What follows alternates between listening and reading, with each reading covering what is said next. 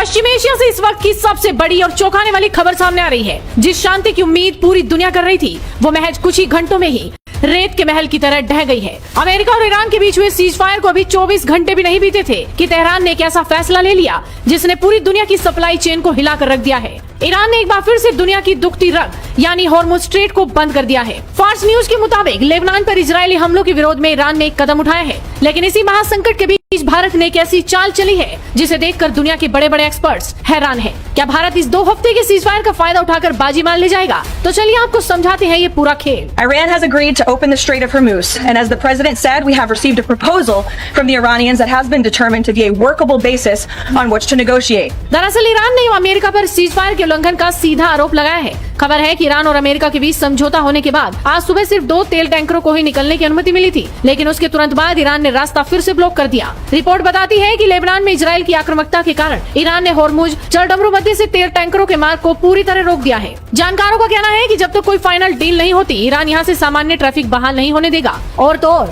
Iran ने अब यहाँ से गुजरने वाले जहाजों से ट्रांजिट फीस वसूलने का भी प्रस्ताव दे दिया है, यानी रास्ता खुलेगा भी तो ईरान की शर्तों पर। लेकिन असली खबर तेल की कमी नहीं बल्कि भारत का एक्शन प्लान है। शिपिंग मिनिस्ट्री के सूत्रों के हवाले से बड़ी खबर आ रही है कि भारत इस 2 हफ्ते के सीज फायर का एक सेकंड इस्तेमाल करना चाहता है। भारत ने ईरान से साफ कह दिया है कि तेल और गैस के टैंकरों को फास्ट ट्रैक मोड पर भेजा जाए। भारत का लक्ष्य साफ है, इससे पहले कि हालात और बिगड़े, अपना नेशनल स्टॉक फुल कर लिया जाए। We welcome the ceasefire reached and hope that it will lead to a lasting peace in West Asia.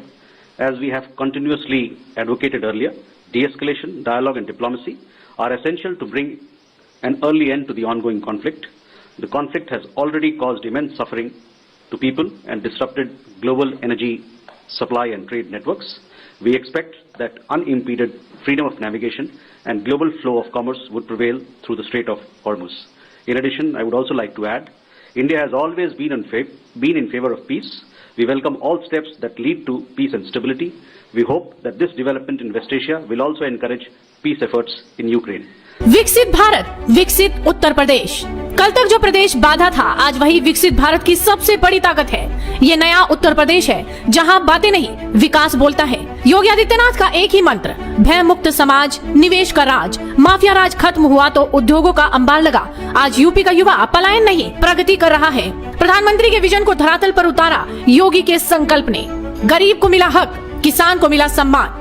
गांव-गांव तक पहुंचती सुविधाएं इस नए उदय की गवाह हैं। सुरक्षा की गारंटी, विकास की रफ्तार, विकसित भारत का आधार, हमारा विकसित उत्तर प्रदेश। ये नए यूपी की वो तस्वीर है जिसमें हमने उत्तर प्रदेश को उसके टैलेंट को टेक्नोलॉजी के साथ जोड़ करके और इंडस्ट्री के इस हब के रूप में स्थापित करने में हमने सफलता प्राप्त की है। IT, electronics, EI, semiconductor, startup और डाटा सेंटर से लेकर के एमएसएमई और डिफेंस मैन्युफैक्चरिंग के सभी कार्य आज के दिन पे यूपी के अंदर हो रहे हैं। पहचान का परिवर्तन, जिस प्रदेश को कभी अपराध के लिए जाना जाता था, आज उसे भव्य उत्सवों और भारी निवेश के लिए पहचाना जाता है। सुरक्षा का कवच, योगी राज में बेटियां अब निडर होकर अंधेरे को चीरती हैं, क्योंकि कानून का इकबाल अब अपराधियों की रीढ़ तोड़ता है। एक्सप्रेस रफ्तार, खेतों की पगडंडियों से लेकर एक्सप्रेसवे के वर्ल्ड क्लास नेटवर्क तक यूपी ने विकास की रफ्तार को नया आयाम दिया है। राम राज्य की झलक, अयोध्या की भव्यता और काशी की दिव्यता, योगी सरकार ने विरासत को आधुनिकता का गौरवपूर्ण श्रृंगार दिया है। निवेश का गढ़, अब निवेश के लिए दुनिया यूपी की ओर देखती है, क्योंकि यहाँ सुरक्षा की गारंटी है और सुशासन की पारदर्शिता।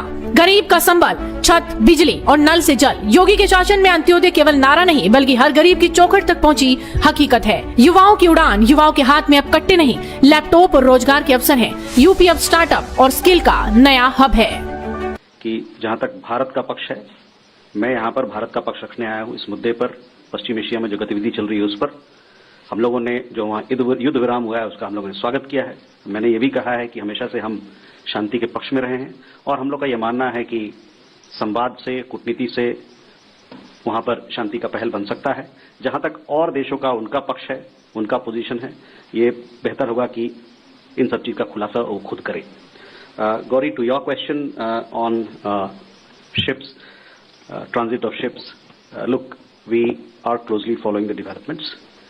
We have been in touch with Iran and several other countries and stakeholders to ensure unimpeded transit of our ships. As a result of our efforts, we have had several of our ships which have crossed the Straits of Hormuz. In our statement today that we issued, we have conveyed our expectation that unimpeded freedom of navigation and global flow of commerce would prevail through the Strait of Hormuz. So we continue to be, this is an evolving situation, and we remain in touch with all our partners, stakeholders and countries to serve interest. Bharat अपनी जरूरत का ज्यादातर तेल पश्चिम Asia से ही खरीदता है, इसलिए होर्मुज में मची अफरा तफरी भारत के लिए किसी खतरे से कम नहीं थी। लेकिन शिपिंग मिनिस्ट्री और रिफाइनरी कंपनियां अब युद्ध स्तर पर काम कर रही हैं, ताकि सप्लाई टाइट होने से पहले भंडार भर लिया जाए। हालात कितने गंभीर है इसका अंदाजा आप इसी बात से लगा सकते हैं कि इस वक्त फारस की खाड़ी वाले इलाके में लगभग 800 जहाज फंसे हुए हैं। इनमें भारत के 16 बड़े शिप और 8 LPG टैंकर भी शामिल हैं। एक्सपर्ट्स का मानना है कि अगर आज रास्ता खुल भी जाए तो इस बैकलॉग को क्लियर करने में कम से कम 3 महीने का समय लगेगा। नोएडा इंटरनेशनल एयरपोर्ट ये मात्र एक एयरपोर्ट नहीं है, ये प्रतीक है प्रधानमंत्री नरेंद्र मोदी के आत्मनिर्भर भारत के संकल्प का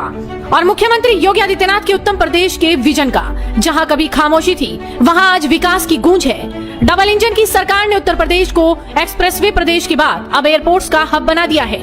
मोदी जी का मार्गदर्शन और योगी जी का दृढ़ निश्चय इसी का परिणाम है। नोएडा इंटरनेशनल एयरपोर्ट एशिया का सबसे बड़ा और दुनिया के सबसे आधुनिक एयरपोर्ट्स में से एक। डिजिटल चेक इन से लेकर जीरो एमिशन तक ये एयरपोर्ट तकनीक और परंपरा का अद्भुत संगम है। यहाँ की वास्तुकला में आपको बनारस के घाटों की भव्यता और आधुनिक भारत की रफ्तार दोनों दिखाई देंगी।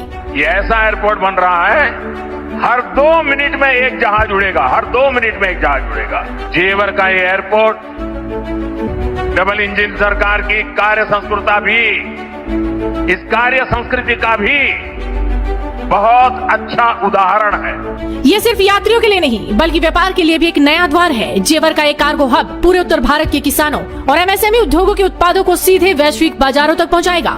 एक एयरपोर्ट लाखों अवसर, यहाँ आने वाले निवेश से रोजगार की नई लहर उठी है। लॉजिस्टिक्स, टूरिज्म और होटल इंडस्ट्री, हर एक क्षेत्र में युवाओं को अपनी माटी में ही काम मिल रहा है। योगी जी के नेतृत्व में यूपी अब पिछड़ा नहीं बल्कि देश की अर्थव्यवस्था का पावर हाउस बन चुका है। उत्तर प्रदेश की अर्थव्यवस्था को नई ऊंचाई तक ले जाने का आधार बनेगा, बल्कि यह एयरपोर्ट उत्तर प्रदेश के उज्जवल भविष्य का लॉन्च पैड भी बनेगा, जो उत्तर भारत के निवेश, व्यापार और औद्योगिक विकास को नई ऊंचाई तक पहुंचाते हुए व्यापक रोजगार का सृजन भी करेगा। मोदी जी कहते हैं यूपी प्लस योगी बहुत है उपयोगी और जेवर का एयरपोर्ट इस बात का सबसे बड़ा प्रमाण है।